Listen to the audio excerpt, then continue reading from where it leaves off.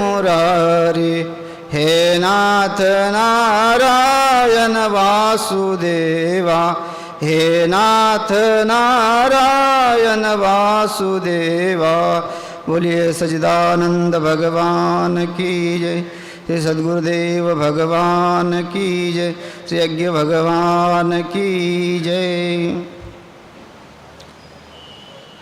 प्रस्तुत प्राप्त स्थली उपस्थित ब्रह्म वृंद और भगवत भक्त गुरु भक्त श्रोता सज्जन सबको नमो नारायण। यहाँ नवरात्र में चल रहा है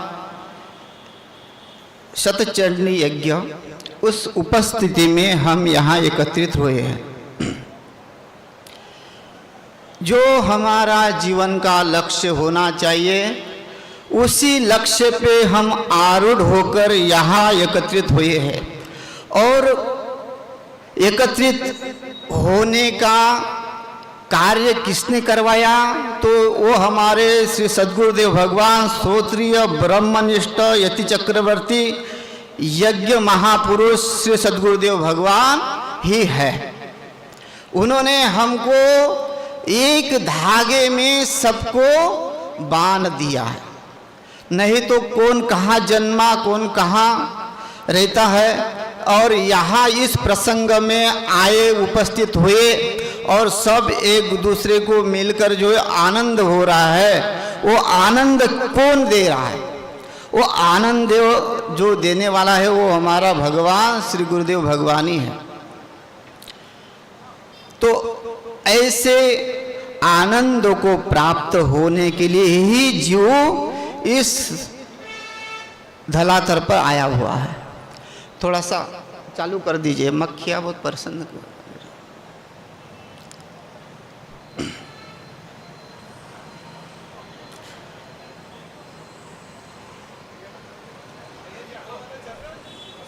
बस रहने दीजिए,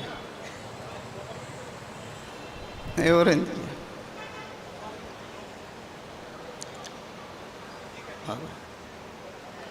तो आनंद की प्राप्ति एकमेव लक्ष्य है। कोई जीव नहीं चाहता है कि संसार का दुख हमें प्राप्त हो, क्योंकि संसार का दुख जो है असहनीय है।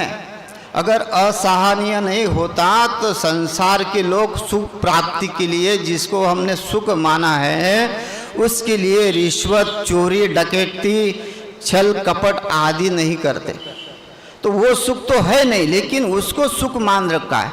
और जो सुख संसार का है, जो संसार का सुख जो परमात्मा ने हमको दे रखा है, उससे हम वंचित हैं। उस वंचित को पाने के लिए ही परमात्मा कहते हैं कि भाई अब हम छुपते हैं और तुम उस फल को प्राप्त करो। जो प्राप्त होता हुआ भी अप्राप्त है ना। वासुदेव सर्वमिति, वासुदेव सब जगह है। वो परमात्मा चराचर में जो है व्यापक है, प्रतिष्ठित है, फिर भी अनुभव में नहीं है। और उसने जो हमको दिनचर्या दी है, जो नियमावली दी है, उसी में वो छुपा हुआ है। अगर हम दिनचर्या से भटकते हैं, नियमावली से भटकते हैं, मनुष्य रूपे न मृगश्चरन्ति, मनुष्य होते हुए भी हम पशु पक्षी जैसा जीवन जीने के लिए प्रवृत्त होते हैं, तो हम अपना मार्ग भटके हुए हैं। क्योंकि आहार निद्रा भय मैथुनम च सामान्यतः पशुभिः नराणाम, है ना। ज्ञानम अधिकम अधिकम विशेषा ज्ञानहीना पशुभिः नराणाम। आहार निद्रा भय ये सब पशुओं में ही समाहित है और मनुष्य में, जीव में, सब में समाहित है। तो परमात्मा ने सबको समान ये दिया हुआ है, लेकिन परमात्मा ने एक जो विशेष दिया है विवेक, वो केवल व्यक्ति विशेष को ही दिया हुआ है। और उस व्यक्ति विशेष ने उस विवेक का अगर उपयोग नहीं किया तो वो पशु के ही तुल्य माना गया है। तो हमें आनंद की प्राप्ति पशु के शरीर में नहीं हो सकती है, हमें मानव के शरीर में हो सकती है। और मानव का शरीर इस भूतला पर जो मिला है वो अत्यंत महत्वपूर्ण है। जो इसको समझता है, जो इसको जानता है, वो मोक्ष कहता है। जो मोक्ष की जानने की इच्छा, और जो इस मानव शरीर को जानता है कि ये शरीर मुझे जिसके लिए मिला है, मुझे वही कार्य करना है। मेरा शरीर किसके लिए मिला है? पहले तो भगवान ने कहा है कि भाई प्रजापतियों को जाओ उत्पत्ति करो, लेकिन उत्पत्ति करेंगे, लेकिन हमको उत्पत्ति करने के लिए कोई मशीन तो चाहिए। भाई कोई माल बनता है, कोई प्रोजेक्ट आता है, तो उसके लिए पहले मशीन तैयार होती है। तो मशीन बनाना है तो क्या है? तो मशीन एक जो है यज्ञ को बताया। जो यज्ञ की शुरुआत करता है वही सृष्टि की रचना करेगा। तो प्रजापति ने सृष्टि की रचना के लिए यज्ञ को करवाया। ये प्रजापति का है। जो सृष्टि निर्माण हुई वो प्रजापति ने निर्माण की। ब्रह्मदेव उसका सहायक है और भगवान विष्णु उसका पालन है, शिव उसका संहारक है। लेकिन हम इस संसार में आए हैं तो हमारी मुक्ति का मार्ग हमको भगवान ने कहा कि भाई तुम ढूंढो, क्योंकि मनुष्य को एक विशेष बनाया है जो देवताओं को भी नहीं प्राप्त। देवता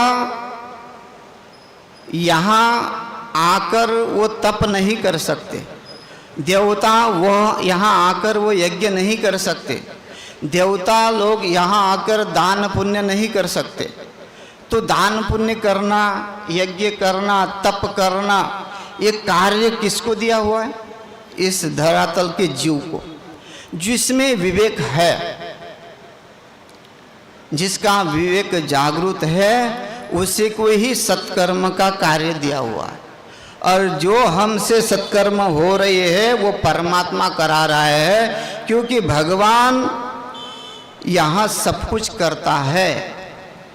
उसको क्या करना है, क्या नहीं करना है, जीव को आनंद कैसे देना है, वो सब निर्णय उसने करना है, क्योंकि वो ही चिंतित है। परम पिता जो होता है वो बालक की चिंता करता है।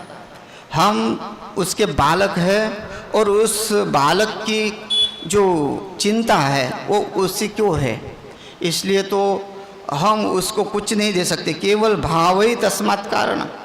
हम कहेंगे हम अब उसके लिए मंदिर बनाएंगे, हम उसके लिए यज्ञ करेंगे, हम उनकी प्राण प्रतिष्ठा करेंगे, तो वो तो हमारी भक्ति है, लेकिन वो भाव है। लेकिन वो परमात्मा जो करता है वो असहायनीय है। हम जिसके सहारे जी रहे वो हवा है, वो असहनीय है, सहारणीय है। जो हवा वो दे रहा है, वो जो अग्नि दे रहा है, जो शरीर को शीतलता दे रहा है, वो ऐसा कोई नहीं दे सकता। वो इतना उदार है, उतना कृपाल है, उसके जैसा कोई उदार नहीं दे। इसीलिए इस सृष्टि के जीव को वो आनंद देने के लिए ही चराचर में बैठा हुआ है। लेकिन आनंद तो हमको खोजना है, आनंद की प्राप्ति हमको करना है। उसको ने वो आनंद में सच्चिदानंद रूपाय विश्वोत्पत्त्यादि हेतवे तापत्रय विनाशाय, वो तीनों तापों का हरण करने वाला है, वो सच्चिदानंद रूप है। ताप तो जीव को लगे हुए हैं। जीव क्या है? अविद्या है, और उस अविद्या में जो अहंकार है वही जीव को दुख दे रहा है। इसलिए ये चर्चा क्यों हो रही है कि आनंद की प्राप्ति कैसी होगी। हमें उस परम पिता को इसमें ही ढूंढना है, हमारे कर्मों में, हमारे दिनचर्या में हमको उसको देखना है। वो करता धरता सब कुछ है। हिरण्यगर्भ समवर्तताग्रे भूतस्य जातः पतिरेक आसीत् सदा धारम पृथ्वीम द्यामतेमं कस्मै देवाय हविषा विदेम। वो परमात्मा हिरण्यगर्भ वो सब में समान भाव रखता है, समवर्तताग्रह, और सबका पति पालन पोषण करने वाला है, सबको सहारा देने वाला है, सबको दुख दूर करने वाला है। ये जो आज उपस्थित चल रहा है शतचंडी यज्ञ, उस दुर्गा सप्तशती का यही तो कार्य है। जो संसार का भौतिक दुख है, उस भौतिक दुख को समाप्त कर कर आपको वो सब सुख प्राप्त करवाना है, और अंत में कहते हैं उसको मोक्ष भी देना है। देखो, जिस कार्य में हमारी निष्ठा हो, परमात्मा ने बहुत सारे उपाय बताए। वो उदार समान है, मैंने कहा हिरण्यगर्भ समवर्तताग्रह भूतस्य जात पतिरेक आसित, पालन पोषण करना वाला है, तो उसके ऊपर है कि हमें उसने कैसा रखना है, वो हमारी रक्षा कैसी करनी है। तो उसने अनेक अनेक शास्त्रों की रचना की। पहले तो वेद दिए। भाई वेद हमको पढ़ने का समय नहीं है। लोग कहते हैं कि वेद बहुत कठिन है, वो हमें पढ़ा नहीं जाते। तो भगवान कहते कि लो उपनिषद पढ़ो। अब उपनिषद पढ़ते पढ़ते वो भी जो हमारे पास समय की कमतरता, भाई उपनिषद नहीं तो पुराण पढ़ो, तो पुराण पढ़े, उपपुराण है, उपपुराण नहीं तो एक भगवत गीता पढ़ो या दुर्गा सप्तशती पढ़ो, लेकिन कुछ ना कुछ पढ़ के वो सब में है। देखो, जो शास्त्र उठाओगे उस शास्त्रों में वही निर्णय दिया है कि वो कैसा है। ये नहीं कि हमको अनेक शास्त्र पढ़ना है। ये अनेक शास्त्र इसलिए है कि हमारे बुद्धि का जो संशय है वो संशय परिपूर्ण हो जाए। अगर हमारा पूर्व जन्म का भाग्य, गुरु की कृपा है, तो हमें एक वाक्य से जो है बोध हो सकता है। हाँ, त्वम ब्रह्मास्मि, ऐसा भगवान गुरुदेव भगवान पहले कहते थे। तो उसमें वो कहता है कि मैं ब्रह्म हूँ, वो उसकी अनुभूति करने में लग जाता। भाई भगवान ने, हमारे गुरुदेव ने कहा कि तुम भगवान, तुम में ईश्वर है, तो वो उस ईश्वर की आराधना में लग जाता था कि मैं ईश्वर कैसा हूँ और मुझे उस ईश्वर की अनुभूति कैसी प्राप्त हो सकती है। ये उसका लक्ष्य था, ये गुरुदेव से बोध होने पे। और आज हम अनेक अनेक शास्त्रों का श्रवण कर रहे हैं, अनेक अनेक महात्माओं के पास भागदौड़ कर रहे हैं। कोई हमारी जीवन की जो समस्या है, घर गृहस्थी की जो समस्या है, वो हम उनके सामने रख रहे हैं, और हमारी घर गृहस्थी की समस्या समाप्त भी हो रही है। फिर भी हमारे दुख का नाश नहीं हो रहा है। तो अत्यंत दुख की निवृत्ति ही मोक्ष कहा गया है, और उस मोक्ष की प्राप्ति के लिए हमें ये सत्कर्म अपनाना पड़ेंगे। पहले शुरू करना पड़ेगा सत्कर्मों को। घर बैठे कार्य होगा नहीं। भगवान अर्जुन को यही कहते हैं। अर्जुन का प्रश्न रहा कि चंचल है मन कृष्णा प्रमाति बलवदृढ़।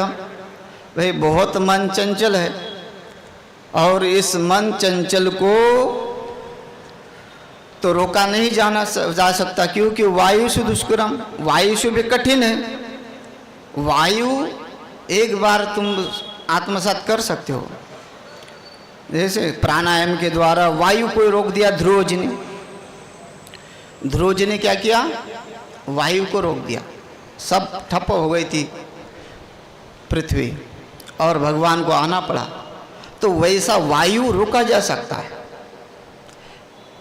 हवा का वेग जो है रोकने में सामर्थ्य है, हम इतना बल है हम में, लेकिन मन को रोकना बड़ा कठिन है। क्योंकि मन को, हवा को रोकने वाला भी, उसका मन भी चंचल होता है, और वो भी पतन में चला जाता है। इसलिए वो मन इतना कठिन होने के बाद वो कैसा हो जाएगा। तो भगवान कहते कि कोई घबराने की जरूरत नहीं, तुम केवल अपने दिनचर्या पर ध्यान दो। अगर तुम्हारी नियमावली ठीक है, तुम्हारे जीवन में जो भगवान ने जो नियमावली दी है, जो नियम बांधे हैं, उसके ऊपर तुम अटल हो तो तुम्हारा जीवन आनंदमय हो सकता है। और उसके लिए मैंने बहुत सारे उपाय कर रखे हैं। यहाँ तुम लोगों को सुख देने के लिए मैंने स्वर्ग में देवता प्रतिष्ठित कर रखे हैं। देवताओं को प्रतिष्ठित करने का क्या कार्य था? केवल मनुष्य के सुख के लिए। हम लोगों से देवता श्रेष्ठ नहीं है।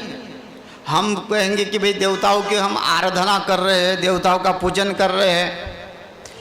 भाई हम तो वोटिंग करते हैं, वोटिंग करने के बाद वो सरकार बनती है, सरकार को काम करना पड़ता है। वैसे ही हमारी वोटिंग है, जिसको हम देंगे, जिसको बुलाएंगे, उसको हमारा काम करना पड़ेगा। वो परमात्मा ने उनको बांध रखा है, वो परमात्मा के अधीन है। देवता भी उस परमात्मा के अधीन है, ईश्वर शक्ति के अधीन है। भगवान कहते हैं कि हम विशुद्ध ज्ञान देहाय त्रिविधि दिव्य चक्षुषे श्रेय प्राप्ति निमित्ताय नमः सोमार्थ धारिणे। वो बोलते हैं मैं ही सब कुछ हूँ, मैं विशुद्ध ज्ञान हूँ। और यहाँ अहम रुद्रे वसुभिश्चरामि अहम आदित्य रूत विश्वदेवे अहम मित्रा वरुणा उभो विभर्मी अहम इंद्राणी अहम अश्विना उभो। यहाँ दुर्गा सप्तशती में आया हुआ है कि यहाँ परमात्मा वही देवी शक्ति रूप क्या कहती है, मैं सबकी अधिष्ठात्री हूँ, अधिष्ठात्रा हूँ। वही इस देवताओं को चला रहा है, देवताओं से कार्य करा रहा है। तो हम कितने भाग्यशाली, ये सोचना पड़ेगा कि हमारे लिए भगवान ने देवताओं को उत्पन्न किया, चंद्र सूर्य तारों को उत्पन्न किया, और फिर भी हमें देखो ये लाइट चली जाए तो हम परेशान हो जाता है ना। लेकिन कभी सूर्य नारायण ने छुट्टी नहीं ली, चंद्रमा ने कभी छुट्टी नहीं ली, हवाओं ने कभी छुट्टी नहीं ली। उन्होंने इतना नियम दे रखा है, वो अपने नियमों का पालन कर रहे हैं। देवता अपने नियमों का पालन करके देवता अपने कार्य में आलस नहीं करेंगे, लेकिन जो आलस करते हैं देवता उनके ऊपर क्रोध करते हैं। भागवत कथा में आया हुआ है कि देवता लोग तो फिर हमें गाली देते हैं कि तुम्हारी बुद्धि कहाँ घास खाने चली गई, जो हमारे भाग्य में नहीं था वो तुम्हें प्राप्त हुआ, है ना। इसलिए तो सुखदेव जी महाराज के पास अमृत का कलश लेके आते कि महाराज ये अमृत का कलश जो है आप परीक्षित को पिला दीजिए, और जो ज्ञाना अमृत है वो हमको पिला दीजिए। सुखदेव भगवान ने कहा कि चलो भागो यहाँ से, कहाँ तुम्हारा कांच का टुकड़ा और कहाँ हमारा बहुमूल्य मणि, तुम उसकी तुलना करने आए हो, व्यापारी बन के आए हो, अब तुम्हें ये अमृत नहीं मिलेगा। भगा दिया, डांट कर भगा दिया। तो देखो कितना अधिकार इस मानव शरीर का है, देवताओं से बढ़कर ये मानव शरीर है, ये सिद्ध हो जाता है। तो उस देवताओं से बढ़कर जो शरीर मिला है, तो वही उस शरीर कैसा होना चाहिए, विवेकवान होना चाहिए, जिसके बुद्धि में विवेक हो। नहीं तो फिर पशु के समान बन गया तो बुद्धि नाशात प्रणश्यति, स्मृते भंशात बुद्धिनाशो बुद्धिनाशात प्रणश्यति। तुम अपने पापों कर्मों से जो है लालच से, क्रोध से, काम से ग्रसित होकर अपने व्यवहार को बिगड़ाओगे और अपने बुद्धि को नष्ट करोगे, तो वहाँ परमात्मा भी बचाने नहीं आएगा। जैसे दुर्योधन ने अपनी जो बुद्धि है वो खराब कर रखी थी, काम से, क्रोध से, लोभ से, मोह से, अहंकार से, उसकी बुद्धि नष्ट हो गई थी। फिर वहाँ परमात्मा क्या, परमात्मा का कोई भी ज्ञान हो वो उसको ठीक नहीं कर सकता, वो उसका नाश होने वाला है, वो समाप्त होने वाला है, फिर वो दुर्गति को जाने वाला है। इसलिए उस दुर्गति को बचने के लिए हमें उस परमात्मा से प्रार्थना करनी पड़ेगी, उसके भक्ति में लगना पड़ेगा। और उसका पहला सत्कर्म है यज्ञ। उस यज्ञ को हमको प्राप्त करना है। यज्ञ दान यज्ञ है, यज्ञ भक्ति यज्ञ है, बहुत प्रकार का यज्ञ है। हर कोई ना कोई एक विषय हमको लेना पड़ेगा, सब करने की जरूरत नहीं है। या जिस जो हमें पसंद है, जैसे अगर हम निष्काम करते हैं, भगवान यही कहते हैं कि भाई तुमको जो प्राप्त करना है वो तुम प्राप्त करो, देवताओं को जो तुम दो वैसे तुमको देवता देंगे। जो भोग तुम देवताओं के दोगे, जब देवताओं के सामने तुम्हारी डिमांड होगी वही तुमको मिलेगा। तुम ऑर्डर करो, वो तुम्हारे पास अपने आप भोग पहुंचा देंगे। कहते हैं, भगवान कहते हैं गीता में समझाते हुए अर्जुन को, इष्टान भोगान ही वो देवा दास्यन्ते यज्ञ भाविताः तैर्दत्तान प्रदायेभ्यो यो भुंक्ते तेन एव सः। इष्टान भोगान ही वो देवा यज्ञ भाविताः देवा व इष्टान। कहते यज्ञ के द्वारा जो बढ़ाए हुए देवता, देवा मतलब देवता क्या बढ़ाए हुए, जो तुम्हारे कर्म है, जो सत्कर्म है, जो मनोकामना है, वो तुम लोगों को बिना मांगे ही भगवान पूरे करते हैं और इच्छित भोग निश्चय करते हैं। हम अगर छोटी कामना लेके चलेंगे तो भगवान हमको बहुत देगा। द्रौपदी ने कामना की, उसका मनोरथ पूर्ण हो गया।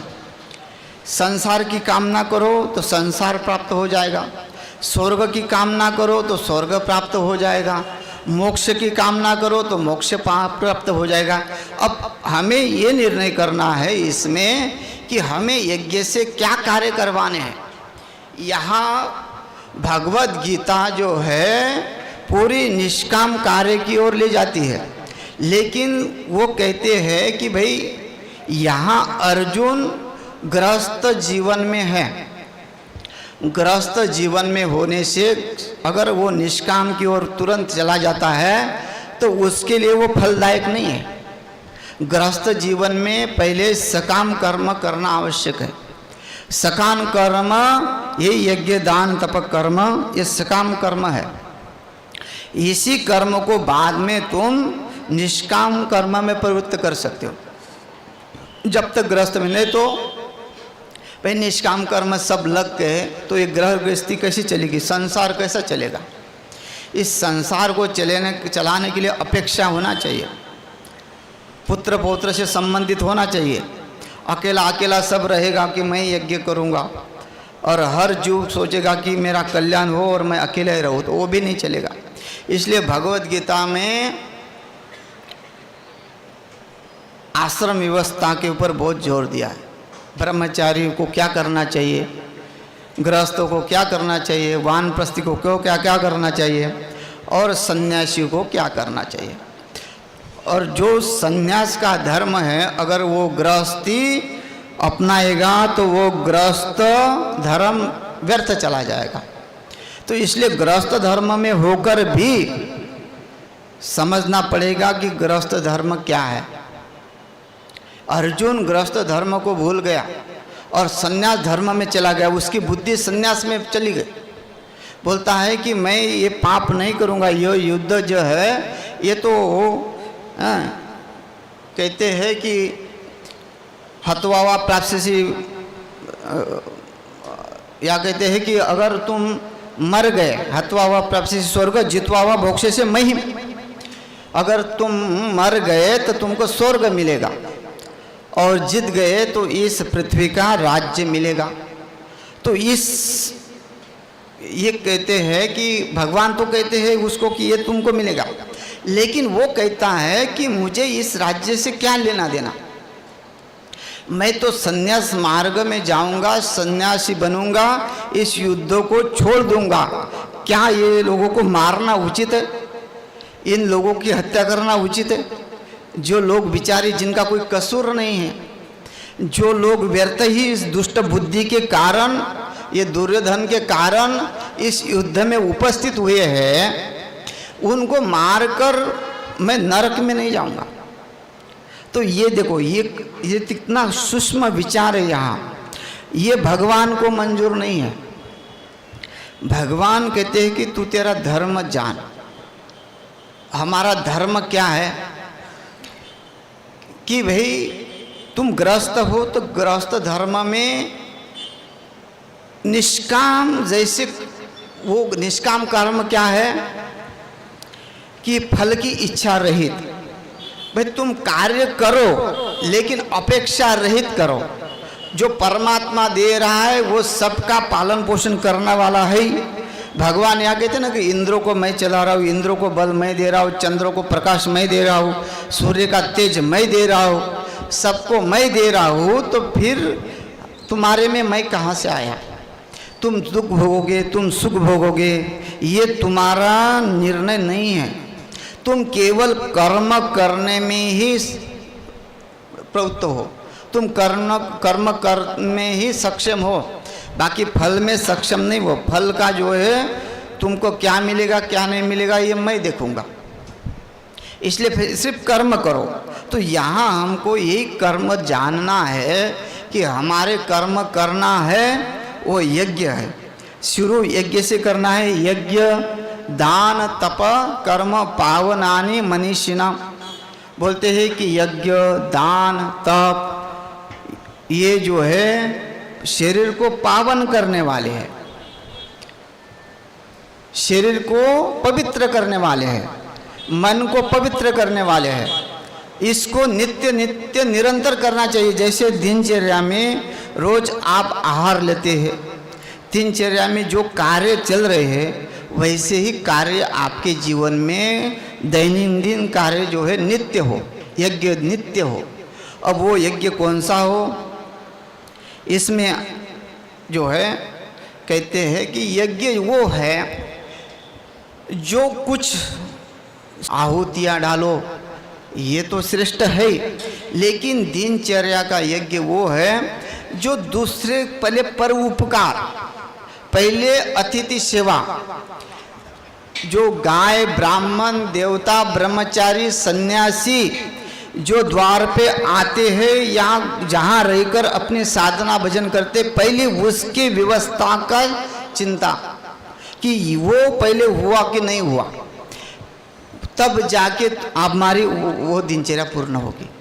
तो यहाँ यही कहते हैं कि अगले श्लोक में कि अगर वो ऐसा करता है कि वो दिनचर्या छोड़ के और दूसरे की चिंता छोड़ के अपनी कार्य पूर्ति में लगा है तो वो पाप कमाता है, वो पापी है। तो यहाँ कहते यज्ञ शिष्टाशिना संतो मुच्यन्ते सर्वकिल विषयी भुंजते ते तो गम पाप ए पचन्त्यात्म कारणात्। वो कहते हैं कि फिर वो यज्ञ से जो मतलब जो दिया हुआ, भाई आपके घर में जो बनता है, जो आपने गाय को खिलाया या भगवान को आपने भोग लगाया, भगवान को भोग लगाने के बाद जो बचता है, जो यज्ञ से बचता है, इसका मतलब क्या है कि यहाँ तो कहते हैं यज्ञ शिष्टाशिना संतो, जो बचा हुआ। अब कैसे बचाओ कि रोज रोज यज्ञ करेंगे, उसके जो बची हुई सामग्री वो खाएंगे क्या? अगर ऐसा अर्थ लेंगे तो वो जो सामग्री है वो तो खाई नहीं जाएगी, उसमें तिल जौ ये सब सामग्री भरी होती है, वो हमसे खाई नहीं जाएगी। तो यहाँ क्यों ऐसा कहा कि यज्ञ शिष्टाशिना संतो मुच्यन्ते सर्वकिल विषयी? क्योंकि ये कहते हैं कि जो दिया गया, जो तुम्हारे घर में है, पहले तुम दूसरे को दो तभी तुम प्राप्त करो। जो अगर तुम देते नहीं हो और वैसे ही खा लेते हो बिना दिए, जो यज्ञ का जो भाग है, यज्ञ का जो भाग खाते हो दिया हुआ, वो पुण्य का फल लाएगा, वो तुमको श्रेष्ठ मार्ग दिखाएगा। तुम दूसरों को देकर जो उसका जो शेष भाग बचा हुआ पाते हो, जैसे भगवान का भोग लगा दिया फिर तुमने पाया, और जो भगवान का भोग लगाए बिना ही उस अन्न का ग्रहण करता है वो पाप का भागीदार होता है।